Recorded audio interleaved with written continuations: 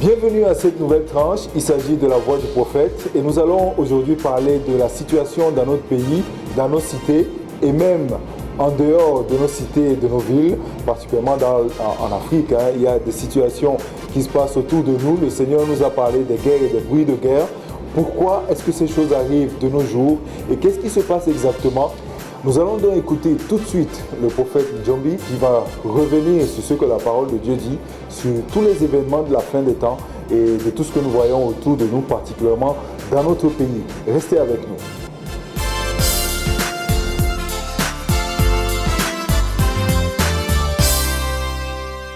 Les temps sont difficiles et je pense qu'il est très important pour le moment pour les véritables hommes de Dieu de parler de façon précise, non seulement des événements que le monde est en train de traverser, mais plus particulièrement le Cameroun, l'Afrique centrale et l'Afrique en général. De quoi est-il question? Les hommes de Dieu ne doivent pas faire des analyses théologiques, philosophiques ni scientifiques, mais demander à Dieu de quoi il est question. Interrogeons le Seigneur de façon simpliste de quoi il est question. Parce que la Bible contient tout. Dans la parole de Dieu, il est écrit qu'en ces derniers moments, et là en ce temps, Jésus était interrogé des signes des temps de la fin. Entre autres, Jésus a parlé de la guerre. Il a parlé de la famine, des tremblements de terre. Des choses que nous voyons aujourd'hui se passer. Mais de quelle manière ces choses devaient se passer? Parce que par moment, quand ça nous arrive, on ne réalise plus que le Seigneur avait prophétisé, il avait dit, il avait averti, il avait prévenu ses enfants. Et dans ce texte, j'aime bien ce passage qui dit « Mais que vos cœurs ne se troublent point ». Il a dit ça à ses enfants. Mais nous voyons aujourd'hui que les enfants de Dieu sont beaucoup plus troublés que les enfants de ce monde. Eux qui prétendent connaître les prophéties et la réalisation du plan de Dieu. Donc ce qui se passe aujourd'hui en Afrique, pour revenir à cela, c'est ce qui devait se passer depuis. Parce que c'est l'un des signes qui prouve le retour imminent de Christ Jésus. Il doit revenir sur cette terre. Il avait prophétisé son arrivée par le prophète Esaïe. Mais il y a des années qui s'étaient passées, il est arrivé, mais les gens n'ont pas su discerner que c'était lui. Mais nous, aujourd'hui, nous savons que c'était lui. Et il est venu, il est parti, il est ressuscité, il reviendra. Et c'est l'un des signes des guerres qui se passent aujourd'hui dans le monde. Pour ce qui concerne le Cameroun en particulier, je vais m'attarder là-dessus. Il y a pratiquement 3 ans ou 4 ans que je ne cesse de dire qu'en ces derniers temps, le Cameroun est sur le banc de l'examen. Vous savez que le Cameroun est la locomotive de l'Afrique centrale, comme nous savons que la Côte d'Ivoire est la locomotive de l'Afrique de l'Ouest. Vous savez tout ce qui s'est passé à la Côte d'Ivoire. Vous savez tout ce que les hommes de Dieu disaient. Vous vous rappelez comment ça s'est passé finalement. Et après la Côte d'Ivoire, c'est le tour du Cameroun. Ce n'est pas uniquement pour le Cameroun, parce que le Cameroun étant la locomotive de l'Afrique centrale, c'est le tour de l'Afrique centrale. Qu'est-ce qui est écrit? Qu'est-ce que l'Afrique attend de nous? Chaque nation a sa destinée divine, comme chaque homme a sa destinée divine. Chaque nation a un programme, un plan que le diable a organisé, mis en place pour déstabiliser les nations sur lesquelles le Seigneur compte. Et c'est ce qui se passe maintenant. Et le comble là-dessus, c'est que l'Église, excusez-moi du terme, dans son ensemble, est aveuglée. L'Église est rentrée en concubinage avec le monde. Et c'est comme les 10 vierges. À un certain moment, puisque le mari tardait à venir, les 10 vierges étaient endormies. Et c'est ainsi que je pense, sans accuser personne, moi-même compris, je dis l'Église est en plein sommeil. En plein sommeil spirituel. Nous sommes maintenant tombés dans le coup de l'ennemi. La recherche d'argent. Nous sommes tombés dans le coup de l'ennemi. La recherche des titres. L'Église ne voit plus l'essentiel de l'avènement de Christ Jésus.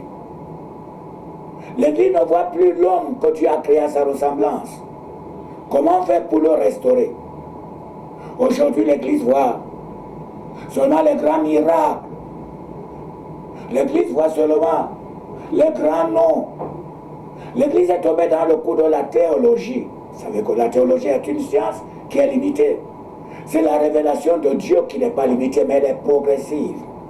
Et pour avoir la révélation et la pensée de Dieu, il faut se coucher sur sa poitrine, comme Jean a été couché sur sa poitrine, et a eu la révélation même de son retour, le retour imminent de Christ, et il a écrit le livre d'Apocalypse qui a fermé toute la Bible. C'est ainsi que l'Église doit se tourner vers Dieu résolument aujourd'hui, parce que l'Église doit informer même les autorités de quoi sera fait le lendemain. Mais même si nous allons voir les autorités aujourd'hui, c'est parce que nous voulons les honneurs. Oh, j'ai salué le président. Oh, le président m'a reçu. Ce n'est plus pour l'essentiel. Et en sentant une petite enveloppe dans la poche, tu penses que tu es arrivé. Alors que les hommes sont en train de mourir, à l'instant de ceux qui sont au sud-ouest, au nord-ouest. Et l'Église même n'est même plus unie. Parce que ceux du sud-ouest parlent un langage, ceux du littoral parlent un autre langage, ceux du centre parlent un autre langage. L'Église n'est plus unie. Et il y a le combat maintenant entre nous. Parce que personne ne sait plus qu'est-ce que Dieu dit. La religion aussi entre là-dedans et la confusion est totale. Je pense donc bien qu'il est grand temps que l'Église se ressaisisse. Parce que Christ a dit, je ne suis plus uniquement à la porte, mais j'ai mis la main sur le poignet pour ouvrir. Il ouvrit la porte de ton cœur. Il va ouvrir la porte de mon cœur. Il va ouvrir la porte du Cameroun. Mais que devons-nous faire avec ces échéances qui sont en vue? Cet examen, nous entendons le passage de plusieurs personnes au Cameroun. Et d'autres sont en envie de venir. Mais qu'est-ce que l'Église est en train de faire? Ce sont nos prières classiques. Allons prier, les grands rassemblements, que Dieu va se révéler à nous? Non. Dieu n'a jamais agi ainsi avant. Prenons la Bible, revenons dans la parole de Dieu. Voyons comment Dieu avait agi. C'est pas ainsi qu'il avait agi dans le passé. Et il n'agira non plus comme ça dans le présent. Parce que nous sommes tous corrompus. La corruption est entrée dans l'Église. La corruption totale, la recherche des matériels, la recherche des richesses, la recherche des titres. Hier, on a critiqué le catholicisme, mais aujourd'hui par l'écuménisme, nous sommes tous entrés dans le catholicisme. Hier, nous avons critiqué les eaux bénites. Hier, nous avons critiqué les parfums bénis. Hier, nous avons critiqué le sel béni. Nous avons critiqué les macabots bénis. Aujourd'hui, c'est ce que nous faisons. L'Église est entrée en concubinage avec le monde. Devons-nous rester dans cette position? Dieu a quand même suscité des hommes. Il a dit, sur tes murs, Jérusalem, j'ai placé des hommes. Il a planifié des hommes et des femmes qui vont se taire, ni nuit et jour, ni nuit ni jour, jusqu'à ce qu'il rétablisse les villes, jusqu'à ce qu'il rétablisse les nations. Il veut rétablir le Cameroun, mais il a placé les hommes. Est-ce que tu es du nombre de ces hommes qui ont le souci de l'homme, qui a le souci de la vie de l'homme? Es-tu de ce nombre? Dieu a mis en place dans cette nation ce que nous appelons le réseau international de prière citadine. Nous vous invitons tous les mercredis de 10h à midi pour que nous puissions intercéder ensemble, toutes dénominations confondues, derrière la porte d'Aïdo, au 3e étage de la maison que Dieu nous a donnée, construite par son serviteur John Bienyawe, à côté de l'église UEBC. Toutes dénominations confondues. pour qu'on élève la voix. Et nous allons entendre la voix de Dieu pour que nous puissions tenir informés les autorités. Ne craignez pas le passage de ces hommes. Ce sont des petits tissons. Ne les craignez pas. Mais demandons à Dieu, que devons-nous faire? C'est lui qui doit nous donner les directions du combat. C'est lui qui doit donner les instructions. C'est lui qui doit nous donner le conseil. Puisqu'il nous a dit dans le livre de Matthieu, chapitre 24, il dit que vos cœurs ne se troublent point. Ne vous troublez point, mais revenons à lui. Il nous rend des directives et nous verrons que le Cameroun est le Cameroun, comme certains disaient, et que tout ce que les hommes ont planifié, je peux vous le garantir, ne se réalisera pas. Tout. Même ceux qui parlent de la mort du président. Aucun prophète n'a jamais dit ça dans le monde. Parce que la confusion est entrée dans l'Église. Prions beaucoup plus pour que cet homme vive à nouveau, pour qu'il réalise le programme et le plan que Dieu a mis en lui. Que le Seigneur vous bénisse. Je sais bien que nous allons continuer cette émission. Nous allons titrer ce message parce que nous allons voir l'évolution de l'Église, l'évolution du monde, l'évolution du Cameroun, l'évolution de l'Afrique. Qu'est-ce que Dieu attend de l'Afrique centrale? Quel est le programme de Dieu pour le Cameroun? Si on vous le demande, quel est le plan de Dieu pour le Cameroun? Quelle est la vision du Cameroun? Quel est le fardeau que Dieu a donné au Cameroun pour le monde entier? Si vous voulez connaître ce programme et ce plan, rendez-vous mercredi, 2e étage, derrière la porte de Daïdo, la maison 3 étages. Merci, M. Holt, de me donner cette opportunité de parler à Nation passée au monde pour ce qui arrivera. Mais quand on vous dira, paix, faites attention, il n'y en aura pas. Parce qu'il n'y en a nulle part dans le monde. Quand on vous dira, le travail va se multiplier, c'est le mensonge. Le chômage se trouve partout dans le monde. Mais qu'est-ce qui doit arriver? Le Seigneur va nous le révéler. Mais pour toi, que ton cœur ne se trouble point. Amen.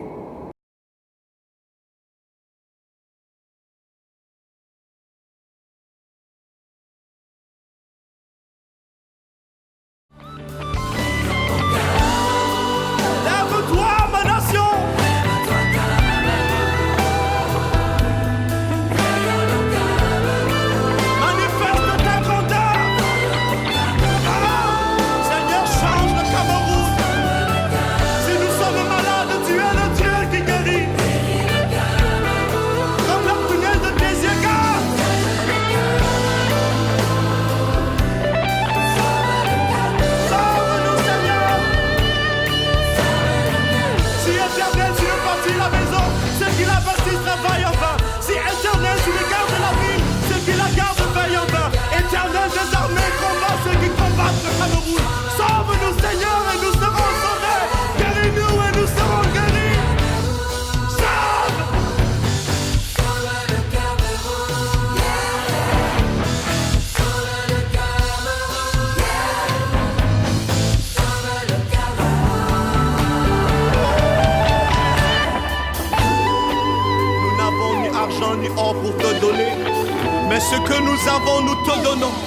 Cameroun, au nom de Jésus-Christ de Nazareth, lève-toi et prie, prie. Alléluia, Alléluia, Alléluia.